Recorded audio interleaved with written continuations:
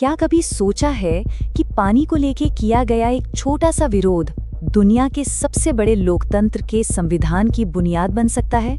आज हम इसी की पड़ताल करने वाले हैं कि कैसे एक ऐतिहासिक आंदोलन ने पूरे देश की किस्मत को एक नई शक्ल दी।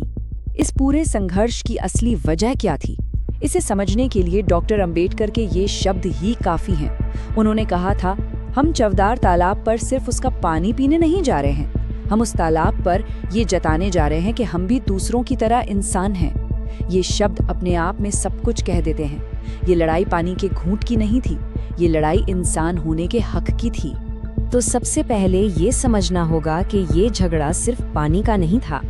ये तो सदियों से चले आ रहे एक दबे कुचले सामाजिक सिस्टम को सीधी चुनौती थी, एक क्रांति की चिंगारी थी। सोचे, उस वक्त का समाज कैसा था। एक ऐसी प्रथा थी जिसे अस्पृश्यता या छुआछूत कहते थे। इसने लाखों लोगों को उनके सबसे बुनियादी मानवाधिकारों से भी दूर रखा था। उन्हें अछूत माना जाता था और ऐसा माना जाता था कि उनके छूने भर से सार्वजनिक जगहें जैसे कुएं या तालाब अपवित्र हो सकती हैं।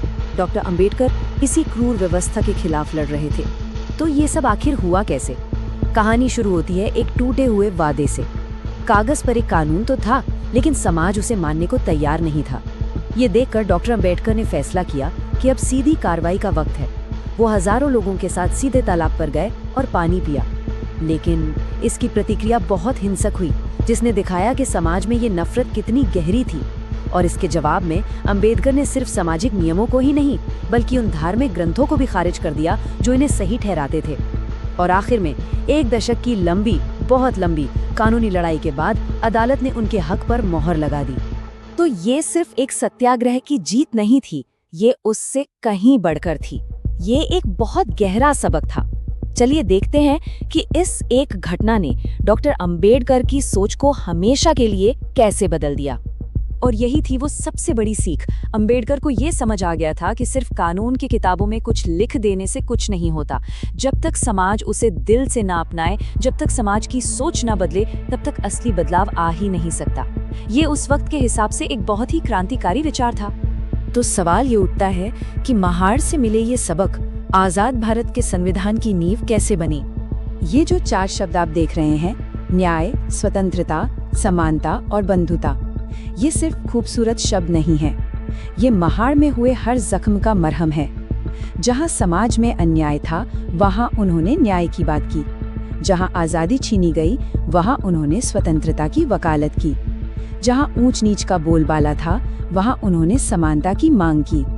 और जिस बंटवारे ने समाज को तोड़ रखा था, उसे जोड़ने के लिए उन्होंने बंधुता का सपना देखा। चलिए अब और गहराई में चलते हैं और देखते हैं कि कैसे महाड़ की लड़ाई सीधे सीधे संविधान के पन्नों पर उतर आई। देखिए, ये कनेक्शन कितना सीधा और साफ है। महाड़ में पानी तक जाने से रोका गया तो संविधान के आर्टिकल 15 ने किसी भी सार्वजनिक जगह पर ऐसे भेदभाव को ही गैर कानूनी बना दिया।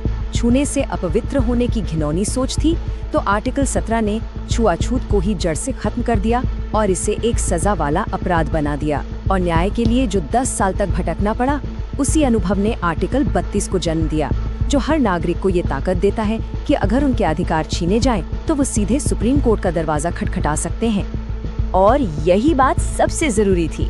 डॉक्टर अंबेडकर ने पक्का किया कि ये अधिकार सिर्फ कहने के लिए न हो, उन्हें लागू भी करवाया जा सके। इसीलिए उन्होंने आर्टिकल 32 को संविधान का दिल और आत्मा कहा, क्योंकि इसके बिना बाकी सारे अधिकार बस कोरे कागज रह जाते। और देखिए, अंबेडकर की सोच कितनी दूर की थी।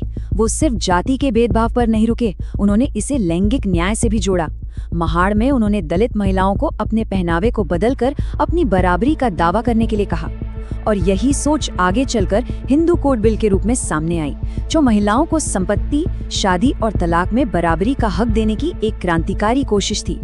अब सामाजिक न्याय से आगे बढ़कर हम बात करेंगे भारत की आर्थिक नींव की। और यहाँ भी अंबेडकर के विचारों की छाप बहुत गहरी है।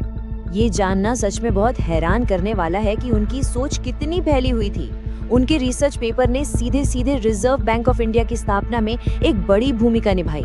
केंद्र और राज्यों के बीच पैसों के बंटवारे पर उनके विचारों ने फाइनेंस कमीशन की नींव रखी और लेबर मेंबर के तौर पर उन्होंने ही भारत में 8 घंटे के काम और मैटरनिटी बेनिफिट्स जैसे बुनियादी श्रम अधिकारों की शुरुआत की। तो आखिर में अंबेडकर के लिए संविधान कोई पत्थर की लकीर नहीं था, ये तो एक लिविंग डॉक्यूमेंट था, एक ऐसा औजार जिसका इस्तेमाल करके समाज की पुरानी बुराइयों को लगातार खत्म किया जा सकता है और एक बेहतर बराबरी वाले समाज की तरफ बढ़ा जा सकता है।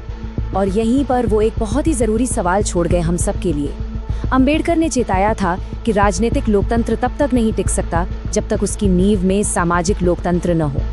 आज इतने सालों बाद भी उनकी ये चेतावनी कितनी मायने रखती है, ये एक ऐसा सवाल है जिस पर हम सबको सोचना चाहिए।